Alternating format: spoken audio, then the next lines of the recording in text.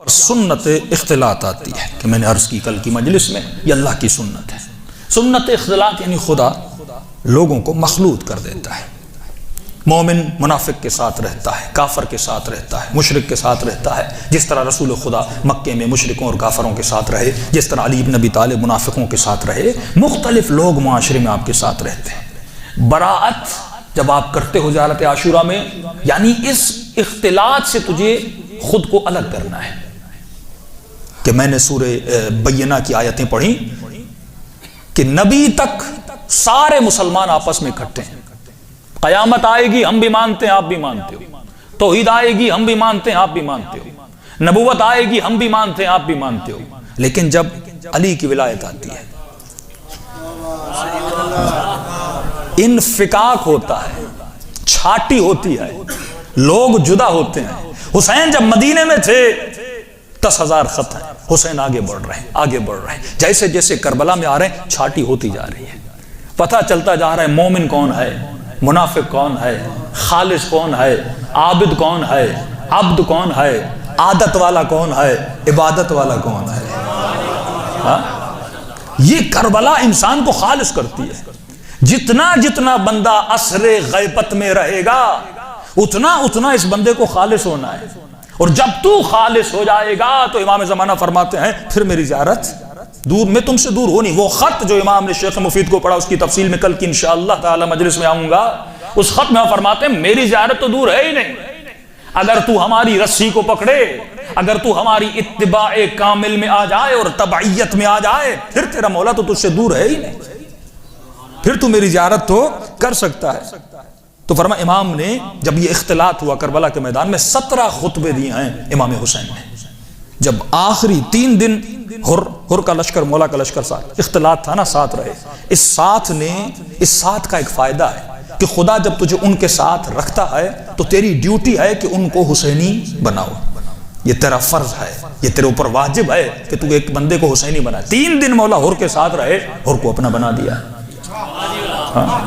17 خطبے دیے امام حسین نے، آخری خطبے میں 18 لوگ لشکر یزید سے نکلے، اسی وقت ابن سعد سے لڑے اور 18 کے 18 شہید ہو گئے۔ امام نے اس اختلاط سے فائدہ لیا۔ اب تجھے بھی اس اختلاط سے فائدہ لینا ہے، اور یہ بات یاد رکھنا شیطان بھی اس اختلاط سے فائدے لیتا ہے، شیطان چپ نہیں بیٹھتا۔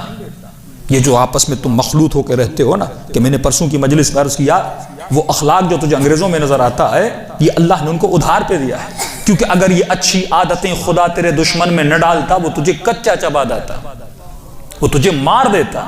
اللہ نے اس کو عاریہ کے طور پر یہ اچھی عادتیں دی تاکہ مسلم کافر کے ساتھ رہنے کی صلاحیت پیدا کرے، اور یہ رہتے رہتے اس کی سوسائٹی میں، اس کے وجود میں حسین کی فکر کو بیدار کرے۔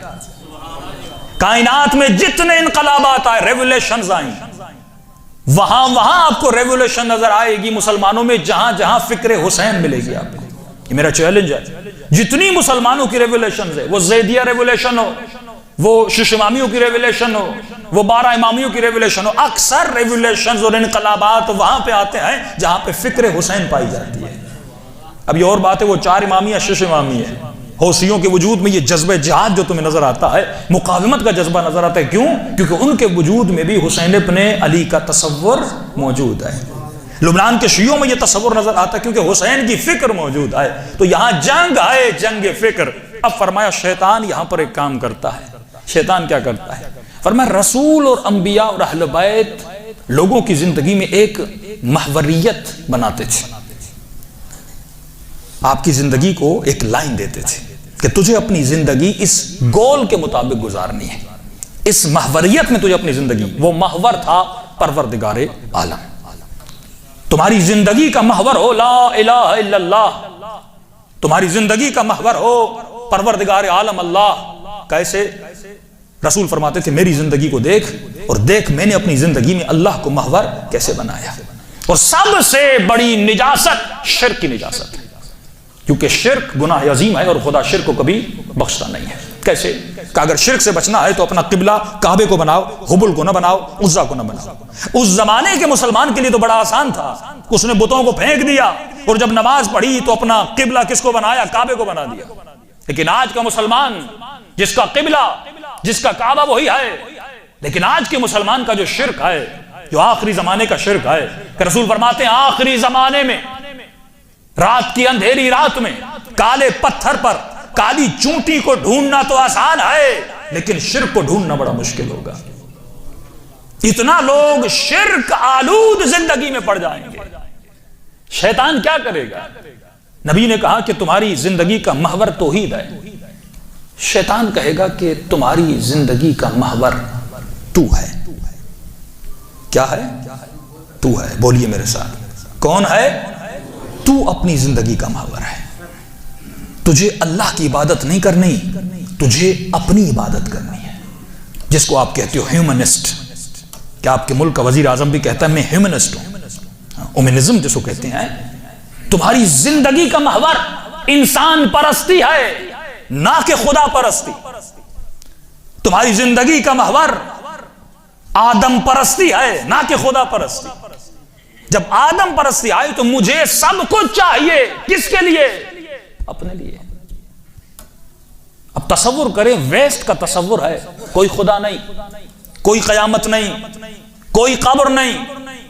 اب آپ سے سوال کروں، جس معاشرے میں یہ تصور ہو، اس معاشرے میں بندہ خوبی کیوں کرے، اچھائی کیوں کرے؟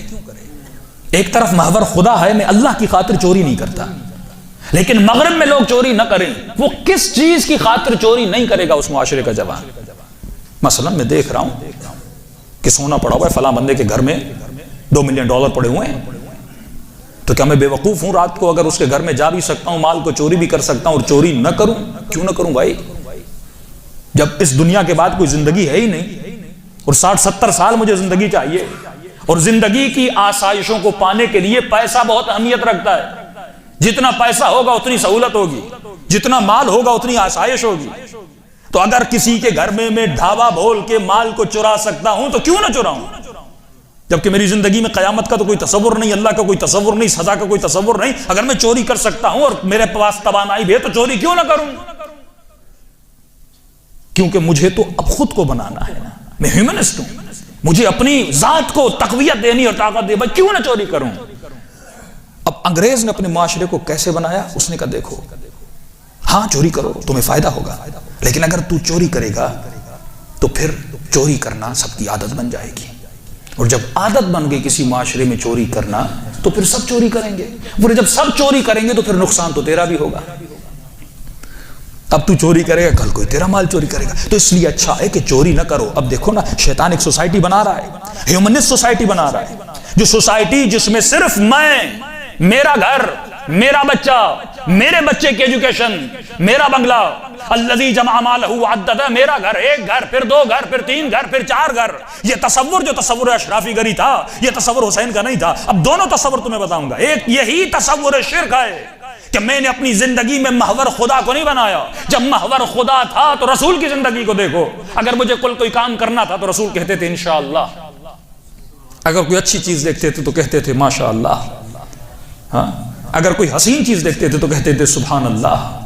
اگر غصہ آتا تھا تو کہتے تھے لا الہ الا اللہ. اگر کوئی سی چیز پہ تعجب ہوتا تھا تو کہتے تھے اللہ اکبر.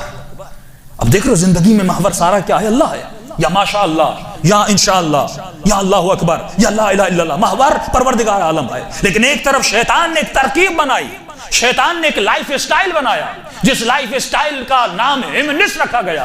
اور ہیومنسٹ کا معیار یہ تھا تجھے جو کچھ جمع کرنا ہے اپنے لیے جمع کرنا ہے. اللہ تو محور ہے ہی نہیں. اب اس معاشرے میں چوری ہونی تھی، لیکن انہوں نے کہا نہیں، اگر چوری کرو گے تو سارے چوری کریں گے، پھر تیرا مال خطرے میں ہوگا. تو اس نے کہا اچھا، اگر میرا گھر ایک ایسی جگہ پر ہے جہاں کوئی پہنچ نہیں سکتا، میرے گھر کی دیواریں 20 میٹر لمبی ہیں، میرے گھر کے دروازے پر 40 باڈی گارڈ کھڑے ہیں، اب میں چوری کر سکتا ہوں. کہاں کرو؟ جس کی لاٹھی بس کی بھینس. اگر میرے پاس پاور ہے تو لوٹ غریب کو. غریب کی رسائی کا سوئس بینک تک ہے. کیا غریب اس سیاستدان کو پکڑے گا؟ کیا غریب اس جنرل کرنل کو پکڑے گا؟ کیا غریب کسی کو پکڑے گا؟ نہیں پکڑ سکتا، کیونکہ آپ کے پاس پاور نہیں ہے. تو کہا اگر پاور ہے تو لوٹنا شروع کر دو. کہا اچھا جنگ کروں؟ کہا نہیں جنگ نہیں کرو. جنگ کیوں نہیں؟ اگر جنگ کرو گے تو پھر عادت بن جائے گی، ہر ملک لڑے گا.